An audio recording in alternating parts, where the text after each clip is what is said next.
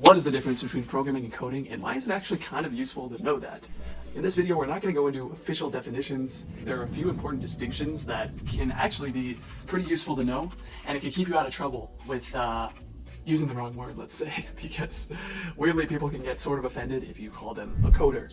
So let's get into it, and at the end you can let me know if you agree or disagree with my take on this. Okay, now let's start with programming, which is a set of instructions that define behavior. Now I could use real life examples like how we're programmed to get hungry and tired, check social media, talk about Pavlov's dogs and stuff like that, but I won't. What I'll say instead is that programming is the manifestation of logic. Programming equals logic. And this is why, in fact, many consider programming a close cousin of math, and why math majors are actually equally sought after for the top, most complex software engineering jobs. And in colleges, you'll find a class called discrete math, which is often specifically math for programming. Don't let that scare you though. You do not need a formal background in this stuff to become a great programmer, and you can figure a lot of it out as you go. But these are a few reasons why people call programming applied math. Ultimately, in the world of logic, you can think of math as the theoretical branch and programming as the practical branch. This logical basis is why, even though they look like code, you'll hear people say that CSS and HTML are not real programming languages. So it's not because they're back-end elitists.